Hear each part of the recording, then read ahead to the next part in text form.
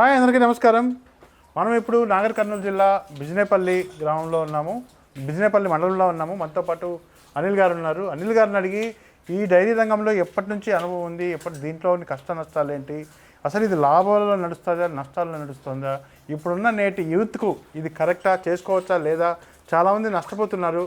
కానీ అనిల్ గారు ప్రయాణం, ఈ డైరీ ప్రయాణం ఎలా ఉందో తన మాటలోనే కనుక్కుందాం. నమస్తే అనిల్ గారు. నమస్తే సార్. సార్ మీరు ఏం చదువుకున్నారండి? 10th క్లాస్ తర్వాత మరి ఇంకా చదవడానికి ట్రై చేయలే? వెళ్ళాను ఇంటర్, కానీ ఇంట్లో పరిస్థితులు బాగాలేక ఇంకొకటి ఇక అక్కడనే ఆఫ్ చేసి మనం డ్రైవింగ్ ఫీల్డ్లోకి వెళ్ళాం. డ్రైవింగ్లోకి వెళ్ళారా? ఇక్కడ హైదరాబాద్కి వెళ్ళారా? హైదరాబాద్, మన తెలంగాణ సైడ్, తెలంగాణ, ఆంధ్ర అని ఆల్ ఇండియా అన్ని వేరియన్స్. మరి ఏంటి అక్కడ దాన్ని ఎందుకు ఆపేస్తారు మరి డ్రైవింగ్? మనం అక్కడికి వెళ్తే మనం సొంతంగా ఏదైనా చేయాలి, ఇంట్లో వాళ్ళని చూసుకోవాలి కదా అన్నట్టు ఆలోచన చేస్తాం. తిరిగి మీ ఊరికి వచ్చేసారు? తిరిగి వచ్చేసి ఒక 2023లో డైరీ స్టార్ట్ చేస్తాం. ఫస్ట్ ఒక 9 months ఆవులను తీసుకొచ్చినాం. ఫస్ట్ ఆవులను తీసుకొచ్చి ఇంటి దగ్గర పెట్టేసి. ఏ బ్రీడ్ తెచ్చారు ఆవులు? HF జెర్సీ తీసుకొచ్చినాం. ఎక్కడ కొన్నారు? ఏ ఏరియా? రాజమండ్రి నుంచి ఇక్కడ వరంగల్. మీరు వెళ్ళి కొన్నారా? అక్కడ యూట్యూబ్లో చూసి వెళ్ళారా? సొంతంగా అక్కడ ఉంటారు కదా సార్ వీళ్ళు, దళారులు ఉంటారు, వాళ్ళతో తీసుకొచ్చి పెట్టినాం. తర్వాత ఏమైందంటే అవి మన వెదర్కి సెట్ కాక చనిపోయినాయి అన్ని. అవునా? తెచ్చిన ఎన్ని రోజులు చనిపోయి? 2 monthsలో అన్ని షెడ్ మొత్తం ఖాళీ అయింది. బా, ఏంటి కారణం ఏంటి అట్లా చనిపోవడానికి? షెడ్ ఇంకొకటి మన వెదర్కి సెట్ కాలే అవి. అక్కడ రాజమండ్రి ఇక్కడ మన ఇక్కడ వీక్ అయ్యి, ఇంకొకటి నాగర్ కర్నూలు జిల్లా వెదర్కి సెట్ కాలేదు.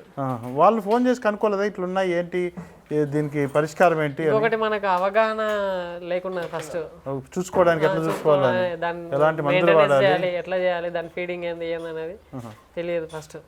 డైరీ ఫామ్ గురించి నువ్వు మరి కనుక్కొని తీసుకోలేదు, డైరెక్ట్ తెచ్చేసుకున్నావు అంతే? అయితే మనం ఇట్లా చిన్నగా స్టార్ట్ చేస్తే తెలుస్తుంది కదా అనేది. మనకి ఎక్కువ పాలు ఇస్తాయి. మరి చిన్నగా అంటే 2-3 తెచ్చుకుంటే సరిపోయేది కదా, 10 తెచ్చుకున్నావు ఒకేసారి. అంటే 2 monthsలో 10 తీసుకొచ్చినాం. 2 monthsలో 10 తీసుకొచ్చే వరకు తీసుకొస్తే కానీ అవును పెద్దగా ఉంటుంది వ్యాపారం ఒకేసారి అనుకున్నావు.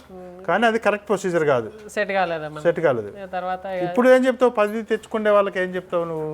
ఫస్ట్ ఒక్కటి తీసుకురావాలి. ఒక్కటి తీసుకొచ్చి దాన్ని ఫీడింగ్ ఏంది, దానికి దానా ఎట్లా వేయాలి, దానికి ఏం చేయాలి, మన సెట్ కావడానికి ఈ పర్స్ తీసుకొచ్చుకొని పెట్టుకుంటే బాగుంటుంది. ఒకటి తెచ్చుకొని ఒక 2-3 నెలలు చూసేది బెటర్ అంటారు.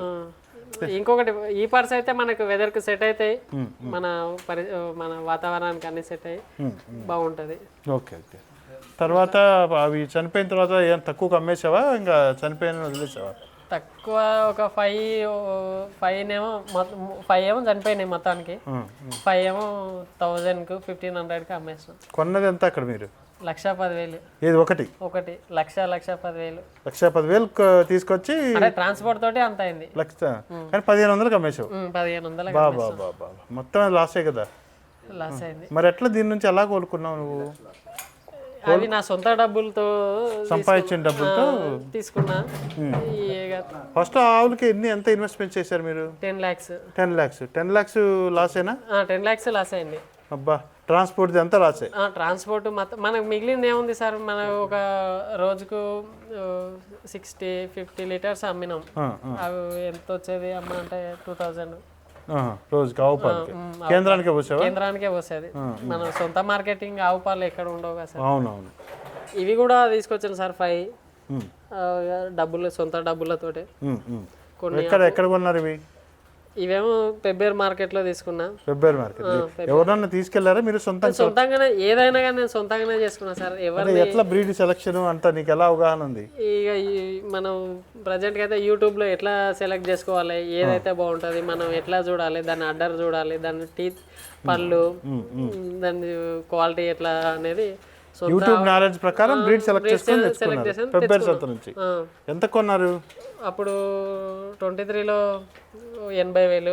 2023లో ఒకటి 80,000, 90,000, 1,00,000. పాలిచ్చేవే 6 తీసుకొచ్చినా సార్. 6 తీసుకొచ్చినాం. 6 తీసుకొస్తే 5 అమ్మేసినాం. అంటే తీసుకొచ్చిన తర్వాత నేను మా నాన్న వెళ్ళినాం. అప్పుడు ఒక 2 దాంట్లకు పండ్లు చూడలే మా నాన్న, పండ్లు ఊడిపోయిన ఉన్నాయి. ఇక్కడికి వస్తే గడ్డి మేయలేదు అది. ఏం చేశారు వాటిని? మళ్ళీ తిరిగి అమ్మేశారా? అమ్మేసినాం. ఆ పళ్ళు 2 వాటిని అమ్మేసినాం. ఎంతకు అమ్మేసావు అవి? అవి ఒకటి 80 వేలు వేస్తే 40,000 లాస్ట్ తోటి అమ్మేస్తాం. 40,000 లాస్ట్ తోటి ఊర్లో అమ్మేస్తారా? నేను మళ్ళీ కల్వకుర్తి సంతకు తీసుకెళ్ళి అమ్మేశారు. Okay okay. మళ్ళీ ఎన్ని తెచ్చావు? ఇక మళ్ళీ తర్వాత ఇది తీసుకున్నా, 1,20,000 దీనికి. 1,20,000. ఓకే. 7 లీటర్స్ ఇస్తుంది. 7 లీటర్ పూటకి. ఏంటి, ఏం బ్రీడ్ అది? ఇది ఇక ముర్రానే సార్. ముర్రానే. Okay okay. ఇది తర్వాత ఇది తీసుకున్నా, ఇది మార్కెట్లోనే తీసుకున్నా. ఇది పూటకి 7 ఇస్తుంది. ఇప్పుడు మార్కెట్ అంటే ఇక్కడ సంతలోనా? ఇక్కడ పెబ్బేర్లోనే తీసుకున్నా. ఇదేమో రైతు దగ్గర తీసుకున్నా, ఇక్కడ పక్కన నాగర్ కర్నూల్లో. ఇదెంత మామూలు సంతలు తీసుకున్నది?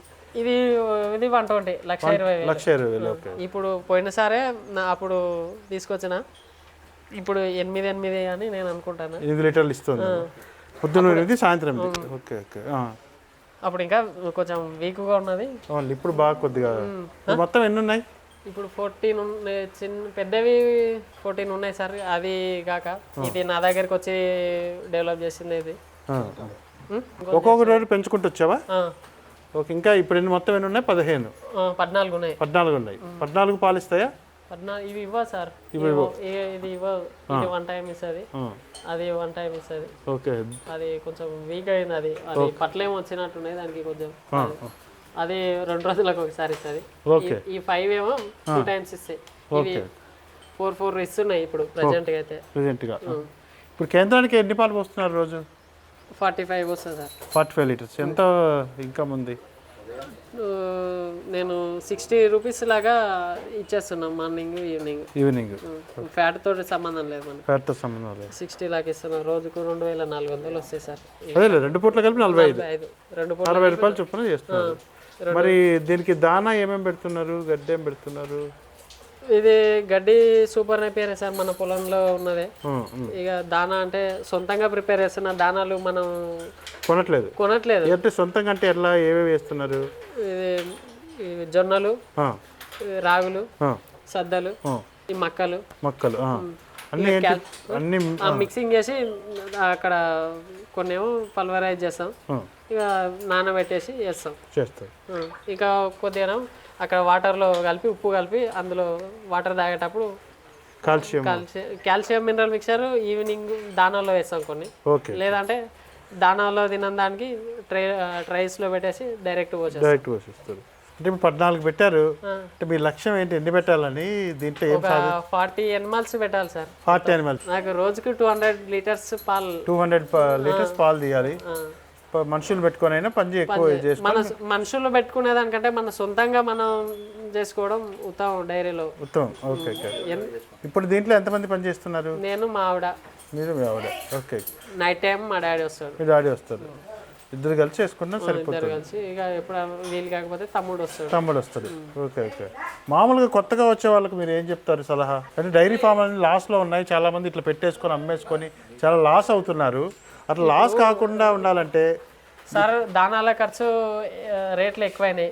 ఖర్చు తగ్గించుకోవాలంటే మనం సొంతంగా వేసుకోవాలి. పప్పు జాతి గడ్లు పెట్టుకొని దానా ఖర్చులు తగ్గించుకోవడానికి ప్రయత్నం చేయాలి. ఇంకొకటి, మనం వర్కర్లను పెట్టుకొని వాళ్ళ మీద డిపెండ్ అయ్యి మనం ఎక్కడో ఉండి ఈరోజు ఎన్ని లీటర్ల పాలు వస్తున్నాయి, నాకు ఇంత అమౌంట్ వస్తుంది, నేను ఏమో ఉంటా, వీళ్ళకి ఫోన్ చేస్తా అంటే అది డైరెక్ట్ ఎప్పుడైనా లాసులనే ఉంటుంది. మనం ఎంతసేపు ఉన్నా అది దానికి ఫీడింగ్ చేయాలి. ఏం తింటుంది, అది యాక్టివ్గా ఉందా లేదా, దానికి ఏం ట్రీట్మెంట్ చేయాలి. దీనికి గవర్నమెంట్ నుంచి ఏమి సలహాలు కానీ సూచనలు కానీ ఏం లేవా? ఇప్పటివరకు అయితే ఏం తీసుకోలేదు సార్. అవన్నీ సబ్సిడీ కానీ సబ్సిడీ ఏమి తీసుకోలేవు. మరి మీలాంటి యువకులు గవర్నమెంట్ నమ్ముకోకుండా ఇన్ని పెట్టుకున్నప్పుడు మీకంటే ఏదో ఒక సహాయం చేయాలి కదా. అది ఎంక్వైరీ చేసినాం కానీ ఇంకోటి బ్యాంకుకి వెళ్తే మనం అవి అవ్వట్లేదు అంటారు. అది రికమెండేషన్ కావాలి. దానికి ఎంత తిరిగినా కానీ మనం పని నష్టం కావాల్సిందే కానీ అవి అయ్యేది వచ్చేది అనేది ఏం లేదు లేదు అంటే మనకు అంత ఇవన్నీ చూసుకోలేవు, అవి తిరగాలంటే కష్టం. ఈ షెడ్ ఏంటి మీరే నిర్మించుకున్నారా సొంతంగా? సొంతంగా ఇది నా ప్లానింగ్ తోటి పెట్టుకున్నా, ఇది నేనే పెట్టినా. నాయన మేస్త్రి పని చేస్తాడు. ఎంత అయింది ఖర్చు, ఎంత అయింది దీనికి? ఈ 2 lakhs లో కంప్లీట్ చేస్తాం సార్. అవుతుంది 2 lakhs. ఇది మొత్తం అంతానా? మొత్తం. ఎన్ని ఎకరాల్లో గడ్డి పెట్టారు? 1.5 ఎకరా ఉంటుంది. ఏ రకాల గడ్డి పెట్టుకున్నారు? Super Napier, red Napier, smart Napier. మరి ఇటీవల ఇప్పుడు సీసీ కెమెరా పెట్టారు. సీసీ కెమెరాకి పెట్టే ముందు మీవి 2 దొంగతనం అయ్యాయంటే కదా? అవును సార్, 2 బర్రెలు ఎత్తుకొని వెళ్ళారు. నేను పాలు తీసుకొని ఇంటికి వెళ్తే నైట్ టైంలో 2 బఫేలో ఎత్తుకుపోయారు. అందుకని సీసీ కెమెరా పెట్టుకున్నా. అంతకుముందు లేకున్నా సీసీ కెమెరా. ఇప్పుడు సీసీ కెమెరాలోంచి నీ మొబైల్లో కనిపిస్తుంది? కనిపిస్తుంది సార్. ఓకే, అంటే ఇప్పుడు జాగ్రత్తగా అన్ని జాగ్రత్త పడ్డా. ఇప్పుడు మీ సొంత ప్లాన్తో ఈ షెడ్ వేశారు, 2 లక్షలు ఖర్చు అయింది అన్నారు. ఎన్ని వాటికి సరిపోతుంది సార్? ఒక్కొక్క దానికి 4 feet గ్యాప్. ఇక్కడ 8 animals, అక్కడ 8 animals. ఇక్కడ మధ్యలో ఎప్పుడైనా దూడలకు ఉండడానికి అవతల అంటే ఎక్కువ షెడ్ మీద ఇన్వెస్ట్ చేస్తే మనకు వచ్చే ప్రాఫిట్ ఏం లేదు. చాలా జాగ్రత్తగా చేసుకోవాలి. మన తోటి వీలు ఉన్నంత వరకు చేసుకోవాలి. ఇప్పుడు 2 లక్షల షెడ్లో మొత్తం ఎన్ని బర్రెలు వచ్చాయి? మొత్తం 20 ఉంటాయి సార్. 20 వచ్చాయి. ఓకే, బాగానే బడ్జెట్లో నీకు ఎక్స్పీరియన్స్ వస్తూ ఉంది. Okay okay. ఇక మనం దీని మీద ఇన్వెస్ట్ చేస్తే వచ్చేది ప్రాఫిట్ లేదు కదా సార్. అందుకని చూసి చేసుకోవాలి. ఎనిమల్ తెచ్చుకున్నా మనకి ఏమైనా ప్రాఫిట్ ఉంటుంది. దీని మీద ఇన్వెస్ట్ చేస్తే లేదు, మన ఆలోచనతోటి చేసుకోవాలి ఏదైనా. ఉదయం నుంచి సాయంత్రం వరకు ఉంటారు కదా, ఏమేం పని ఉంటుంది డైరీలో మామూలుగా? మార్నింగ్ మేము 7:30, 8కి డైరీకి వస్తాం. వచ్చి ఫస్ట్ వాటర్ తాపుతాం, షెడ్ క్లీన్ చేస్తాం. తర్వాత గడ్డి తీసుకొచ్చి గడ్డి కుట్టి చేసి దానిలోకి వేస్తాం. తర్వాత ఖాళీ. అవి మధ్యాహ్నం మళ్ళీ వాటర్ మార్నింగే క్లీన్ చేస్తాం కదా, వాటర్ మొత్తం కడిగేసి మార్నింగ్ క్లీన్ చేస్తాం. మధ్యాహ్నం మళ్ళీ వాటర్ తాపి కుట్టి పోస్తాం. మళ్ళీ 4:30కి లేపేసి దాన పెట్టి పాలు వెండుకొని ఇంటికి వెళ్తాం. ఓవరాల్గా ఎట్లా మీకు మీ వరకు హ్యాపీగా ఉందా? ఇప్పుడు ప్రజెంట్గా అయితే హ్యాపీగానే ఉంది సార్. మన పని మనం చేసుకుంటాం, ఒకరి దగ్గరికి వెళ్ళే అవసరం ఎవరికి జవాబుదారు లేదు. మన పని మనం చేసుకోవాలి, మీకు మీరే బాస్. అంటే ఓవరాల్గా ఇప్పుడు కొత్తగా ఈ రంగంలోకి రావాలనుకునే వాళ్ళు, అంటే మామూలుగా మేము చాలా చోట్లకి వెళ్తాం కదా, చాలా మంది 60-70% అవగాహన లేక నష్టపోతున్నారు. అందుకని మీలాంటి వాళ్ళు ఇంటర్వ్యూస్ మేము ఎందుకు చేస్తామంటే, ఇది అవగాహన అంటే ఏముంది సార్, దాని ఫస్ట్ చెప్పిన కదా సార్, దాని గురించి తెలుసుకోవాలి.